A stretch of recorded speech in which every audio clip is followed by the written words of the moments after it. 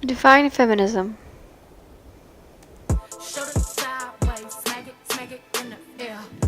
For many years, women have been fighting for equality. It's been a long, hard fight, and even after all the progress made by amazing women and men, gender equality has not been achieved. A big reason why equality seems so far away is the constant misconception of feminism. People think that women are superior to men or better than men. However, many advancements in women's rights are owed to inspire women such as, "Hi, I am Miss Freedom." Born into a Jewish family during World War II, Betty grew up to hate prejudices from the start. After graduating Smith College in 1942, she was dismissed from her job at UNU simply because she was pregnant with her second child. She dedicated her time to being a housewife and contributing a small amount of money to her family by writing articles to some magazines. Although she liked spending time with her kids, she realized that she wasn't satisfied with what she was doing. In her fifth anniversary college reunion, she asked her classmates if they felt fulfilled with being a housewife. To her surprise, they all felt the way she did. This inspired Betty to write The Feminist Mystique, where she went against educators, psychologists, and mass media in saying that women could do the same work that men could and questioned why the 1960s culture said otherwise. A couple of years later, she co-founded NOW, the National Organization for Women, which strived to achieve the equality of males and females. With Betty as president, NOW fought for the enforcement of the Civil Rights Act of 1964 and the Equal Pay Act of 1963. Go Betty! She is credited for starting the second stage of women's rights movements and regarded as one of the most influential women's rights activists. Many factors contributed to her success in the decade of 1960. Politically, John F. Kennedy had been elected as president. He wanted to create many reforms that would help eliminate inequality and injustice. His charisma and young age gave America hope for the new era and Betty a chance to make an impact. After his assassination, the Lyndon B. Johnson era started. He too sought to help women, for the Civil Rights Act of 1964 was passed during his presidency. Although the economy was growing, 40% of the population lived under the poverty line. When the husband's working isn't enough to keep the families afloat, women are given an opportunity for equal wages, fueling their rage against sex discrimination in the workplace.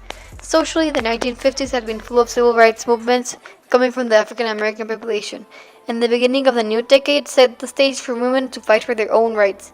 Additionally, Kennedy's New Frontier promised social justice. With the Cold War raging on during the 1960s, more than 500,000 U.S. military personnel were in the Vietnam War, which left jobs open for women to take. Another most recent changemaker is Amy Richards. Taught to sing I Am a Woman when asked to sing the American anthem at school, Amy grew up in an environment filled with teenage pregnancies and bad decisions, and the fear of falling into this pattern like her mom had. After studying art history at Barnard College and graduating in 1992, she got involved in a summer project called Freedom Drive 92. This project was a voter registration drive in which they went across the country. Little did she know that what had started out as a small summer project was going to be the beginning of a big career in activism and feminism. Amy wanted to get young people involved in the fight for gender equality, which is why she then created the Third Wave Foundation, an organization for activists between the ages of 15 and 30. Their aim is to equip and empower young people to work towards social justice, and so far it has given over $2 million in scholarships and grants to support feminism and gender equality organizations. Additionally, she supported mothers in the workforce in her book, Opting In, Having a Child Without Losing Yourself, where she described the constant anxieties women have regarding becoming a mother and cut through the correct way of women to become one. The book she co-wrote, Grassroots, a field guide for feminist activism, helped define modern feminism and encourage everybody to stand up for what they believe in. The 1990s were filled with many factors that benefited Amy and the start of the third wave of feminism. In the elections of November 1992, 4 women joined the Senate, tripling the amount of women in the Senate. This marked the beginning of a new era regarding women in politics, and with more female voices would come more leniency towards passing laws regarding gender equality. Clinton cutting taxes led to an age of economic prosperity and advances, allowing for the dramatic increase in small businesses and the start of the Third Wave Foundation.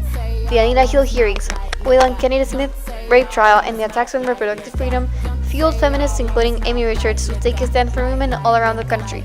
As with international relations, the Cold War had been cleared over with the tearing down of the Berlin Wall, turning the focus back to domestic issues such as women's rights. Amy found a weird car in her garage. She hesitated before getting in, but when she did, it took her back to the 1960s.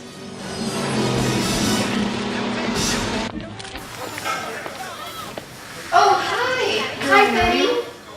Yeah. Oh, no. Oh, I'm from, we met before? no, I'm from the 1990s. Really? How come? Long story. Well, I can't believe what I'm seeing. But it's incredible to witness thousands of young, educated women having to stay at home just because that's the norm. I'm astonished by the bravery you showed when releasing the feminist mystique. I'm proud that I was able to handle the idea of women working outside their homes to go up to me, having a child without losing yourself. I really wish I was able to do more though. Right now, politics are hard, believe me. Now I've been fighting endlessly to try to get the Equal Rights Amendment passed, but it just seems really far away. Really? Well, you have certainly gotten things started for us, because in the 1990s it's already been passed, and we've got 4 women in the Senate. 4? No way. Oh, our economy here is fine. But with a high unemployment rate and with 40% of the population living under the poverty line, women really had a chance to step up to help their families and themselves by getting a job. In the 90s, well, the unemployment rate is at 5%, and a little over 10% of the population are living under the poverty line. So working to raise their families isn't really an excuse to go to work. Regardless, a lot of people still do. The fact that only 5% of the country is unemployed proves that most people, including women, have a job. This is because of the more liberal ideas surrounding the country. Oh, socially, we had a really good time. Well, the 1950s and the civil rights movement for African Americans helped us set the stage for more civil rights movements, including ours. We've had a good time socially too. The William Kennedy Smith rape trial and the Planned Parenthood versus Casey court case have really helped us get people thinking about women's rights too. Oh, and how is the Cold War? Right now, it's raging on. The U.S. involvement in Vietnam just started, which cut some of the funding for our governmental programs, Making us tremble. well, the Cold War was just declared over with how the tearing down of the Berlin Wall. But Betty, I truly admire you. You've made many changes for women. In your what is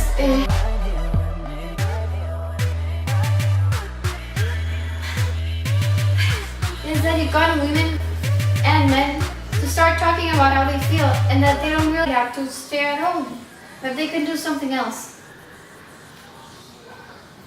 Now, it's my job to help those women and show them that they can work if they choose to. There's a lot that still needs to be done here. Women are still having to leave the workforce because of their babies, including me. We'll stay here in the 1960s Actually, and help me out. I need to go to the future and change. Why? It's not that I don't want to stay. You know that I don't believe that the 1960s feminism is good enough for my generations. It's just that I believe that it's no longer applicable to what's going on in the future, and that your work has led me to being to what's going on in the future. Thanks for your time. Well, it's been great I need meeting to you. go back. I have problems to solve. Bye.